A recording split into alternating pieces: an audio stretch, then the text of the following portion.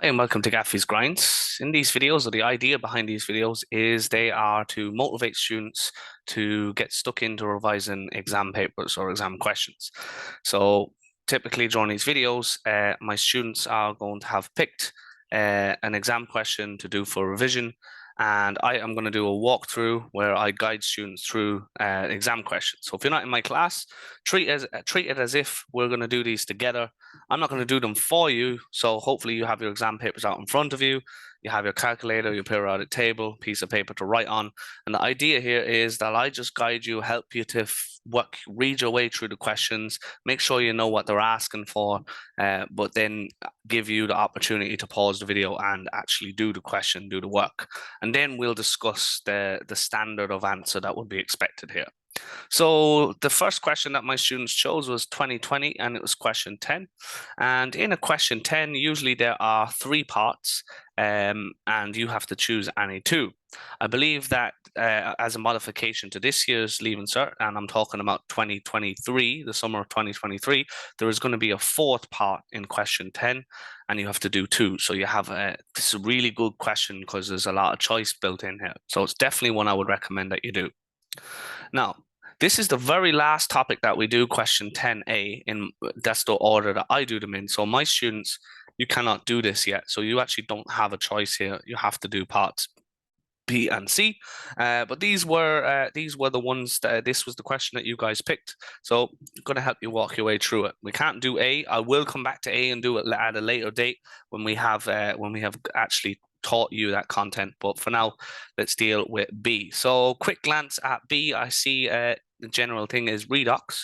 I'm looking at a couple of definitions here in parts 1 and 2. I'm looking at assigning oxidation numbers. Do I know what an oxidizing agent is? Do I know how to find out what's been oxidized and reduced with oxidation numbers? Then I'm looking at balancing a redox equation using electron transfer. And a little question about why recycling batteries might be a good idea, which is pretty common sensey. I'm sure we can all come up with a reason for that. Very easy marks there at that last bit. And then part C is stoichiometry. So dealing with numbers of atoms, number of moles, how they react, reactant ratios, stuff like that, and finding volumes and densities and stuff like that. All right, so like I said, we don't have much choice here. We're jumping into 10 part B, and let's get stuck into it. First of all, two definitions. Define oxidation. So we're looking for oxidation in terms of electron transfer. So oxidation is what we're looking for. The definition in terms of electron transfer is part 1, and I'm keeping it labeled electron transfer. And then secondly, in terms of what happens to oxidation number. All right, so don't be waiting for me to do this for you. Time to pause the video and have a go at these. Pause the video now. Okay, you should only be playing if you've paused the video and had a go at these. A reminder that I'm not here to do this for you. I'm here to be with you when you do it, but you have to do the work. If you're just watching me doing it, then that's not actually really going to help you. And if you can't pause the video when I ask, then you're better off turn off the video and just open the exam paper and try and do it yourself, okay? Because you cannot just let me do it for you and copy the answers. That teaches you nothing. All right, so looking at the marking scheme, let's see what we were looking for here. So first of all, in terms of electrons, oxidation is loss. And I always, when we teach this, we have this acronym, if you like, oil rig. And this is in terms of oxidation, in terms of electrons. Oxidation is loss, reduction is gain of electrons. So loss of electrons, so 4 marks for that. Give yourselves 4 if you got it right. And oxidation number increases when we oxidize. And that should make sense because what's happening, they're losing electrons. So if something starts with an oxidation number of, let's say copper starts with an oxidation number of 0. If it loses electron, it now has an extra positive charge because it's lost an electron, so it's +1. Then it's copper. If it loses another electron, it's +2. So you see how oxidation is loss of electrons. Therefore, what will happen when it loses electrons is the oxidation number will go up. Quick bit of revision there. Oxidation is loss of electrons, increase in oxidation number. What 7 marks? Give yourselves the 7 marks if you got them right, and well done. Let's jump into the next bit. All right, I'm going to ask you to pause the video and read through this now, please. Okay, and nothing too important there. I think that's just, this is where you have to recognize what's important, what's not important. I think that's just a bit of background information, not really that important. Now pause the video and read from there to there, please. Okay, now this is important. This equation is definitely going to be important. And part 3 here says assign oxidation numbers and determine which element is reduced in this reaction. So remember, up here, if you knew that oxidation was loss of electrons, then reduction has to be gain of electrons. So we'll be looking for which substance here is getting oxidized. Oh, sorry, it's getting reduced. We're getting reduced. So actually, do you know what? Probably a good idea for you to highlight that so you don't mix them up, because I'm after mixing it up in my head and I had to double check. Right, so the first thing I would always say is we can't really assign oxidation numbers without rewriting this equation. So let's pause the video and rewrite out the equation now. Okay, and reminder that this is part 3. So 1, 2, 3. And rewriting the equation, we're getting LiC6 plus COO2.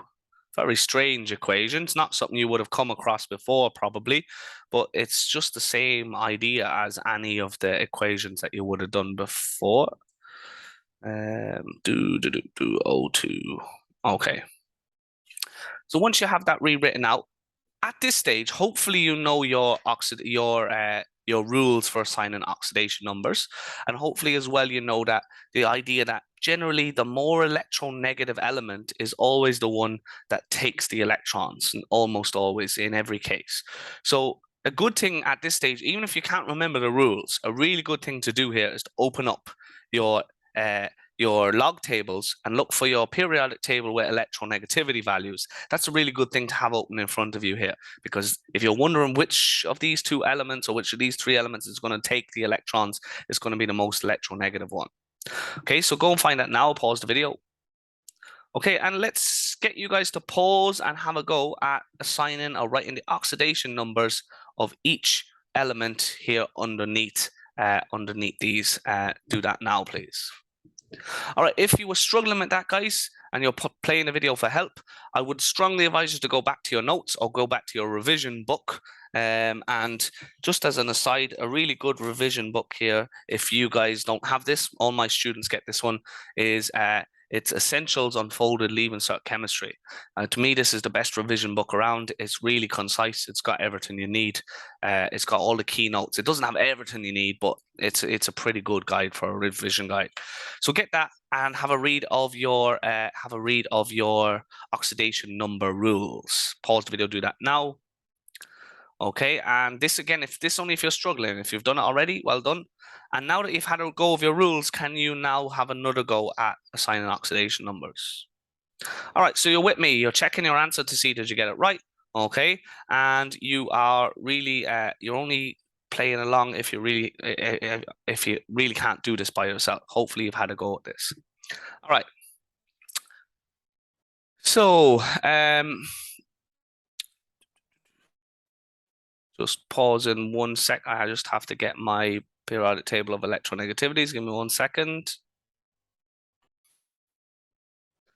Okay, so I can actually see how this one might be difficult, and it's a really good question for us to have had a look at, because there's something really strange about this one that you may not have come across in any other examples before. I'm going to start with the easy stuff, okay? One of the main rules that we have is that oxygen is one of the most electronegative elements, and it's always -2 unless it's in a peroxide or with a fluoride. So here I see oxygen, okay? So just here I see oxygen, so I'm going to assign that underneath oxidation number of -2. Now remember, above that then is where I do keep my my overall charges for the amount of oxygens that there are. So each oxygen is -2. That's what I'm writing down here. The oxidation number of the element down below is -2. But because there are 2 oxygens here, that's what this means. That means the oxygens have a total charge of -4, because there's 2 -2s, if that makes sense. Now, remember that in a compound like this, COO2, all the charges have to add up to 0, as it's a neutral compound, which means that the cobalts have to be +4 up here. These have to be +4 and -4. They have to be the same to make this a neutral substance. And because there's only 1 cobalt, well, then that cobalt has to be +4. So hopefully you did that and you got that right. Well done if you did. Okay, let's look at over here now, this carbon. This is C6, carbon 6. Now that there is what we call an uncombined element. It's just one element, there's nothing else with it. And uncombined elements, the rule about them is they always have an oxidation number of 0 because they haven't lost or gained any electrons. So they can't have an oxidation number. They haven't lost or gained. Now, over here, again, I see oxygen, which again is always going to be -2. Okay, and for the total then for the oxygen is -4. I don't really know about the cobalt. Cobalt has variable valencies. It's a transition metal, but lithium is in group 1. Okay, and the rule about the alkali metals or elements in group 1 is that they will generally tend to lose 1 electron. Okay, that's what they will generally tend to do because they've got 1 electron to lose, 1 valence electron, which means they're going to be +1. There's 1 lithium, so above that's a total charge of +1. And because this here has to add up to 0, +1 -4, what do I need to do to make this equal to 0? Well, I need cobalt to be +3. Okay, so down below here, the element cobalt in this case is +3. Now, I've intentionally left this one to last over here because it's quite tricky. All right, this little bit here is, again, it's probably one of them that when this came up on the year's exam paper, people were probably complaining a little bit because it's a very unusual example. We don't really know about carbon in this case, but carbon is combined with lithium. And just like lithium over here, it has 1 valence electron to lose. So that means that this is +1, okay, +1 oxidation number. And that means +1 up here because there's 1 of them. So hopefully you guys managed to get that far. Now, this is really, I'm telling you that this is unusual, okay? So what do you think the carbon has to be? Pause the video and write this down. Hopefully you're doing this with me. Okay, this has to be -1 because this has to add up to 0. What does that mean about the element carbon here? If there are 6 of them and the total is -1, what does that mean here? Okay, hopefully you realize that that is -1/6. Now that is really weird. Now, in some of our practice examples, we would have come across decimals, okay? We would have come across the odd one where it was 0.5 or 0.2 maybe. You might come, this is essentially the same as that. I don't know what is 0.1 as a, oh, what is 1/6 as a decimal? It's 0.13 or something like that. So you could do it like that. You could do it with a decimal either. -1 divided by 6.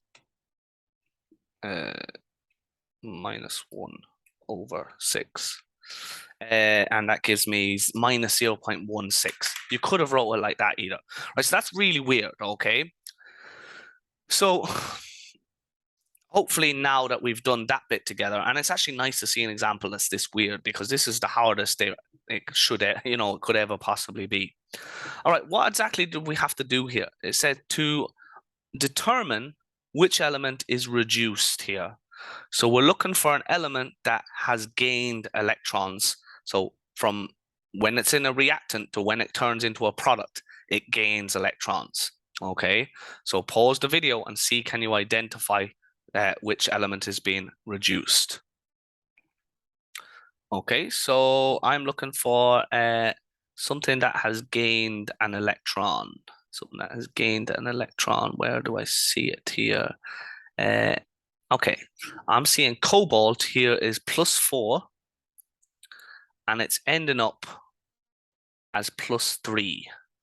So to me, that means that it has gained 1 electron because it has become more negative. All right, it has gone from +4 to +3. So you had to take away 1 or give it 1-. So it gained 1 electron. So cobalt, in this case, is reduced.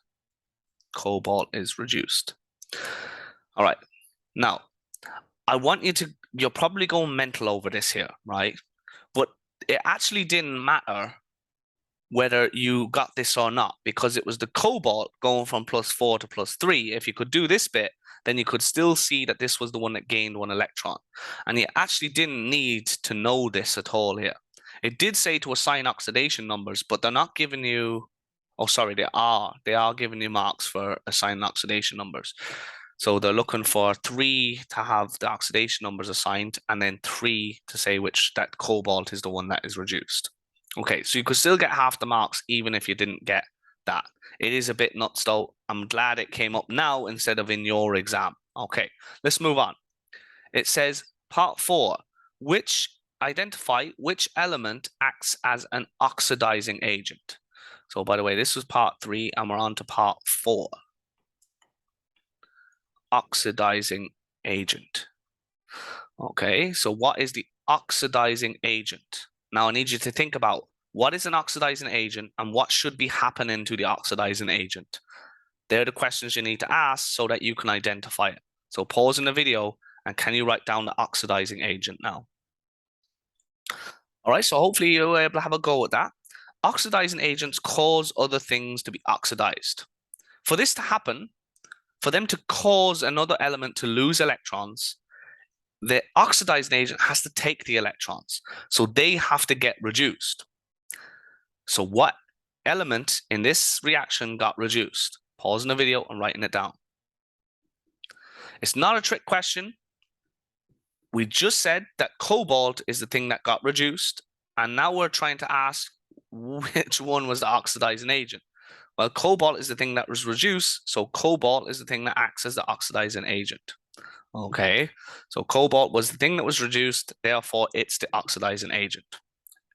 Okay, now last bit, or moving on to the next bit, it says to use oxidation numbers or otherwise balance the following redox reaction that occurs when a lead acid rechargeable battery supplies electricity.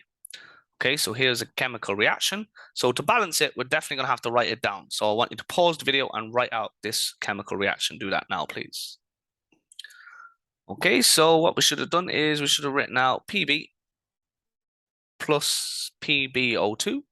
So lead plus lead oxide plus some hydrogen ions.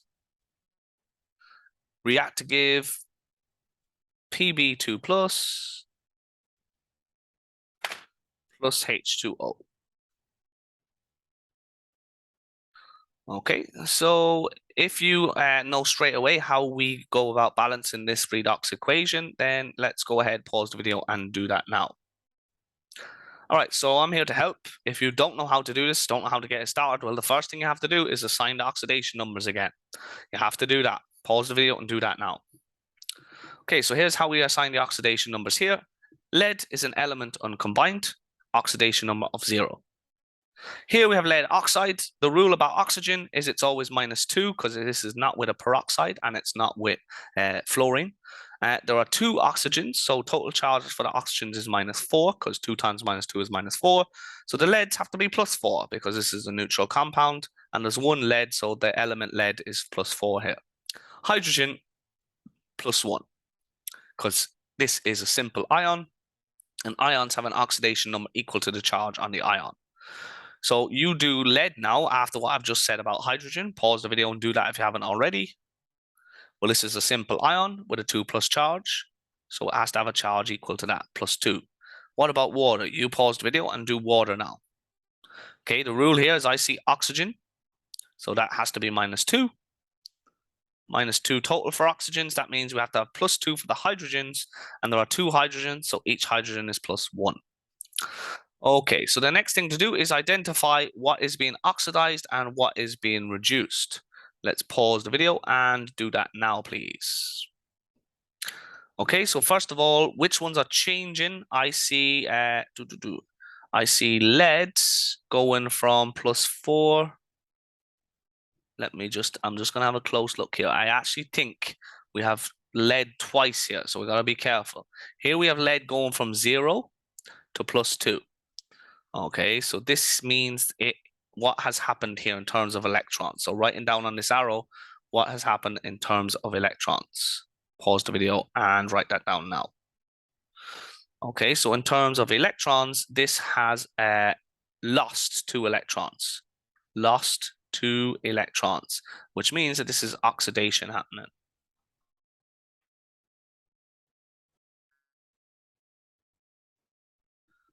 All right, what other changes do you see? So we've seen the first lead atom here losing 2 electrons. Another change I see is another lead atom, but in the lead oxide here, it goes from +4 to +2. Okay, so this lead atom that's part of the lead oxide, it has actually done the opposite. It has gained 2 electrons, which is reduction. Okay, so writing down PB, actually I'm going to do it in black. Writing down what we know is PB has lost 2 electrons, whereas PbO2 has gained 2 electrons. This is a 1-to-1 ratio. Sorry, 1-to-1 ratio. So Pb is able to lose 2 electrons and PbO2 is able to gain 2 electrons. So they actually react in a 1-to-1 ratio. We don't need to balance the electrons. It's 2 for 2. So one atom of each is enough to satisfy the other, if you understand what I mean. So this here is what we call, it was what we say is they're already in a 1-to-1 ratio. We don't need to balance them, which means that up here we have 1 Pb for 1 PbO. That's what we need to know. 1 Pb for 1 PbO. All right. So now that we have that, we have the electrons. The electrons are balanced. Electrons are balanced. Now we go about balancing the rest of this equation up here. Okay, so looking through, count each atom and try and get them to balance. So pausing the video and doing this now. Okay, so what do I see here? I see, let's do the oxygens. I always think oxygen's a good one to get out of the way. So here I'm seeing 1 O2. So it's 1 PbO2. So there are 2 oxygens here, and I'm only seeing 1 oxygen over here. So that's the first thing I'm going to do is going to put a 2 in front of this to balance the oxygens. So 2H2O, that gives me 2 oxygen atoms, and I've got 2 oxygen atoms on the left as well. Now I've made 4 hydrogen atoms here on the right. So 2 H2s, 4 hydrogens. I'm going to balance those over here like that. And then the last thing is I've got 1 Pb here and I've got another Pb here. So on the left-hand side, I've got 2 Pbs, and on the right-hand side here, I've only got 1. So I'm going to put a 2 here. Now, it may be a good idea to write that out neater again, balanced at the end. So we've got 1, and we don't need to write the 1. So Pb plus PbO2 plus 4 H's, H plus, reacts to give 2 Pb,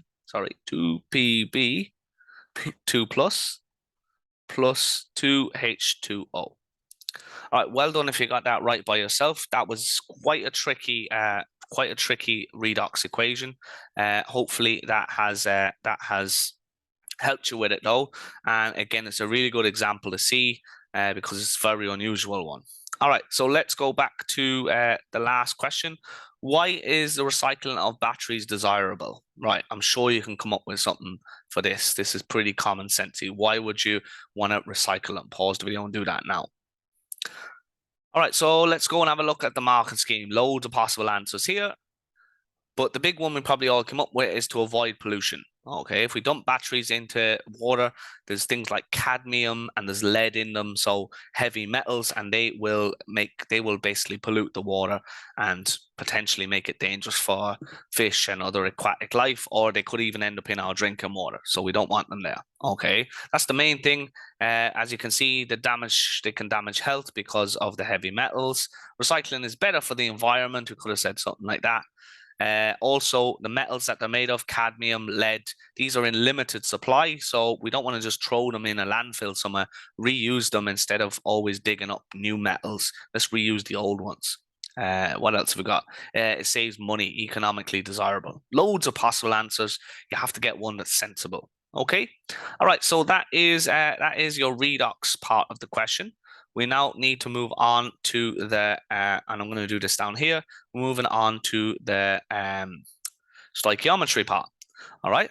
So what I'm going to ask you to do is pause the video and have a read of there down to here.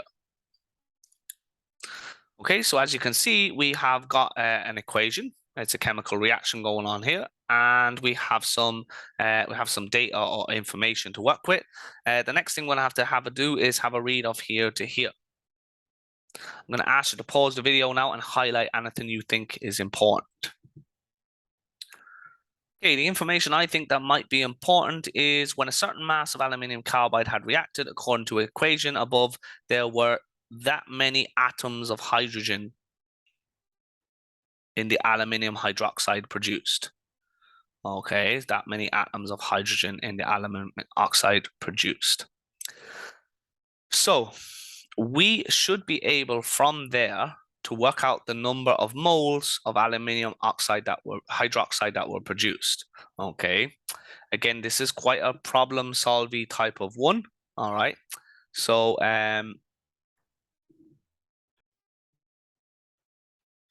what we have to do here is we have to logically think our way through what do we have and where do we need to go. Okay, the first thing I'm going to do is I'm going to work with this many atoms of hydrogen. So I'm going to begin by writing down what I know. So I'm going to ask you to pause the video and write this down now. Okay, so what I'm doing is I'm writing down 3.6 times by 10 to the 23, and this is atoms of H. Okay, so we've got atoms here, and what I want you to do is go from atoms to moles of H. Okay, so pause the video, and can you convert there from atoms to moles, please? Pause the video and do that now. Okay, so hopefully we know how to do this. To go from atoms of hydrogen to moles of hydrogen, we're going to cancel out our atoms, all right? And we do that by putting atoms of hydrogen here in the denominator, and that means moles go on top. Okay. All right, so what's the relationship between moles and atoms now? Well, we should have 1 mole for every Avogadro's number of particles, 6 by 10 to the 23 particles. So pausing the video now and working that out if you haven't done it already. 3.6 by 10 to the 23, and then that's times by 1 over 6 by 10 to the 23. Okay, and the answer I'm getting here is equal to 0.6 moles. 0.6 moles of H. Okay, so that's how many moles of H we had. And it said there were that many moles of H in the aluminium hydroxide produced, which is this here, AlOH4. That's aluminium hydroxide. So, no, sorry, no, it's not. It's AlOH in brackets 3. Okay. So what I want to know is how many moles of hydrogen atoms are there for every mole of the whole lot? Okay, now that's quite maybe tricky to think about here, but if we were to draw it out, this here would have 1 mole of aluminium. It has 1, 2, 3 moles of three atoms of oxygen. Sorry, I'm not making this very clear. I could do a better job of this. So I'm going to do it down here. Al and then OH3. Okay, and we showed you guys before what's in the formula. This means 1 Al. It means 3 O's, and it means 3 H's. Okay, that's what that OH3 means. Okay, so that means that for 1 molecule of this thing, there are 3 hydrogens. So there are 3 times as many hydrogens as there are molecules, if that makes sense.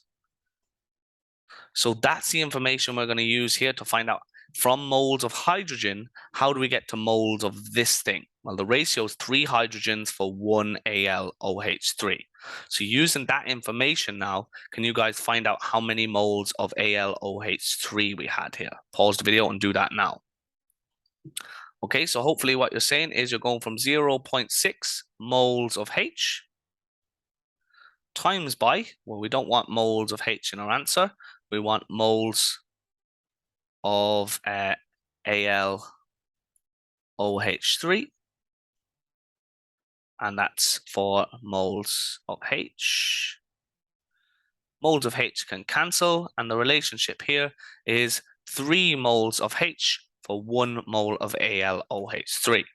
So hopefully that makes sense there from the ratio that we just showed you. There are 3 hydrogens in 1 molecule, so therefore there is 1/3 as much moles, okay, in AlOH3 as there is hydrogen.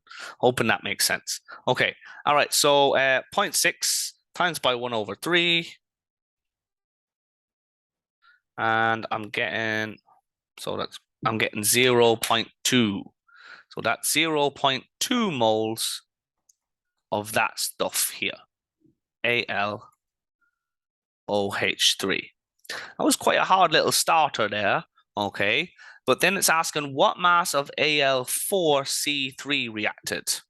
Okay, what mass of Al4C3 reacted? Well, looking at the ratio here, we see that there are 4 of this thing for 1 of this thing, okay? So from here, we have to go from moles of this to moles of this and then get grams of this, all right? So quite a little bit of work to go into getting this first bit, all right? So go from moles of AlOH3 to moles of Al4C3. Let's do that now, please. Pause the video and do that now. 0.2 moles of AlOH3 times by, well, what's the ratio up here in the reaction? It's 4 of these for 1 of these, okay? So the ratio here is 1 to 4. So putting that down here, we're going to get AlOH3 is to Al4C3. So we can cancel that and that. And the ratio here was 4 of these for 1 of these. So getting the number of moles now, pause the video and do that now. That's going to give us 0.05, I think, yeah. 0.05 moles of Al4C3. And back up to the question to double check again. What does it say? What mass in grams that would be of Al4C3? So we have moles of Al4C3. Can you now get grams of Al4C3? Let's do that now. Okay, so we have 0.05 moles of Al4C3 times by, we want moles to cancel, so we got to put it in the denominator of this fraction, moles of Al4C3, and on top, grams of Al4C3. So what is the relationship for every 1 mole? What will the mass be? Well, you got to get the molar mass of Al4C3. So I'll ask you to pause the video and do that now. Okay, so I'm just doing it here myself. I'm looking for aluminium. The mass here is 27. So I'm doing 27 times 4 plus I've got C3, which is carbon, is 12 times 3. The mass I'm getting is 144. So that means there's 144 grams for every 1 mole, and we have 0.05 moles. Okay, so of course, then moles are gone, and I'm going to be left with grams in my answer. So I'm going to get 0.05 times by 144 over 1, and that gives me 7.2 grams. So that's 7.2 grams of Al4C3. Now that was a lot of work to get to that first point, but I have a funny feeling that the next bit should be a lot easier than that. Okay, that is how we get to there. So well done if you got there by yourself. If not, hopefully with a little bit of help you were able to get there, and you're not just waiting for me to do it for you. Okay, now the next thing I asked is what volume of methane measured at STP was reduced in the reaction. What volume of methane? Well, of course, methane is here, okay? And I see a 3 here. So what we can do is find somewhere where you calculated moles of one of these products, because we've done this already, right? So what I'm going to do is I'm going to moles of Al4C3. So this is the number of moles that we started with Al4C3. and then it's a 1:3 ratio between that and methane. So find the number of moles of methane produced. So pause the video and do that now. Go from moles of Al4C3 and go to moles of CH4 produced. Do that now, please. All right, some of you will be able to do that straight away. You can see it's a 1:3 ratio, so it's this times 3. But I like to always talk about the process of what you're doing here. Okay, so I'm taking this here and I'm rewriting it. So we're starting with 0.05 moles of Al4C3. And we're converting that to, and I've got moles of Al4C3, so they cancel here. C3 on the bottom, those cancel with those, and I want to convert to moles of CH4. So the reactant ratio is 1 of these to 3 of these. That's what the equation says. So when we do that, we're going to get 0.15 moles of CH4. Now that wasn't what they asked for. They asked what volume at STP. So we should know how to convert between moles to volume of liters of gas. Okay, so we're taking that number 0.015, sorry, no, it's 0.15, and that's moles of CH4. And what I want you to do is pause the video and convert to liters of gas at STP. Okay, so when we take that, we've got to go moles of CH4 on the bottom and liters of CH4 at STP on the top. Okay, so we cancel those out, moles cancel out, and your molar volumes here, so your molar volumes, there's 2 values for this, and it depends. STP, the value you use is 22.4 liters. If it's at room temperature, the value you use is 24 liters. So those numbers should seem familiar to you. We've got 1 mole, we're looking for STP, so we're going to use 22.4 liters. So when we get this now, it's going to be 0.15 times by 22.4. And that gives me 3.36 liters. 3.36, and that's liters of methane, CH4. All right, on to the next bit, and it says find the volume of water used up in the reaction. Okay, so here you can see water again. We know how many moles we had of this at the start. This is the number we used back here, 0.05 moles of Al4C3. And as you can see, it's a 1:12 ratio here, 1:12 ratio. All right, so let's go ahead and find the moles of water that we used here first. So part 1, 2, 3.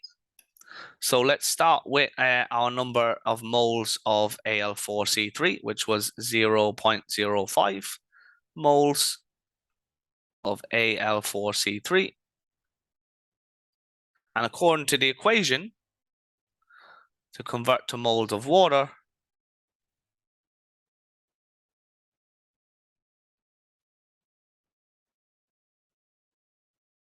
what is the reactant ratio here? So pause the video and write those down.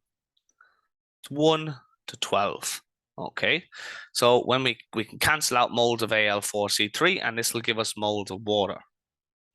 0.05 times by 12, which means we had we needed 0.6 moles of water in this titration. Oh, sorry, in this reaction. Now going up, it says find the volume of water and assume that the density is 1 gram per centimeter cubed. All right, so this is actually quite tricky. You don't see density, you don't see this coming up very often, but we're assuming here that 1 gram per 1 cm cubed. That's what this means, 1 gram per cm cubed. So that means that the grams and centimeters cubed are equivalent here.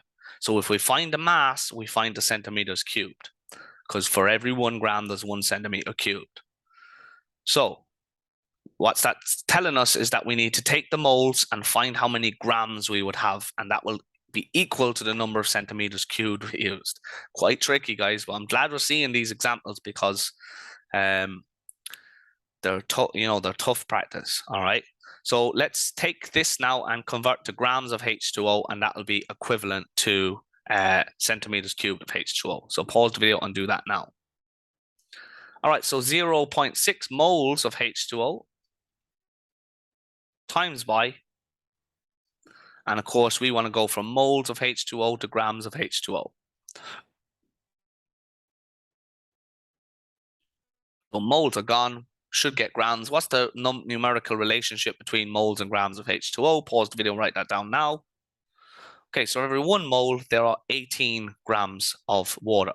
So 1 each for the 2 hydrogens, that's 2, and then 16 for the oxygen, 18 grams per mole. Okay, so finishing off this off now, 0.6 times by 18 will give me 10.8 grams. 10.8 grams, which is equal, it told us, because the density is 1 gram per centimeter cubed.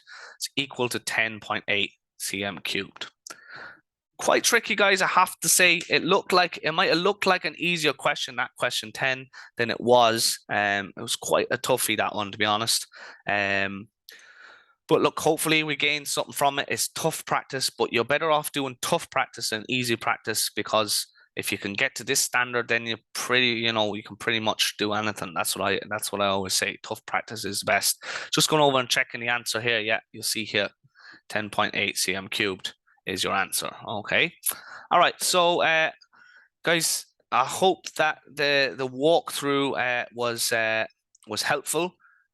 I'm not sure how prepared you would have been to do all of that by yourself. Bits and pieces of it, sure, but that was the first question you guys picked, and it was probably looked easy, but it was tough. But great practice, and I'll see you in the next video.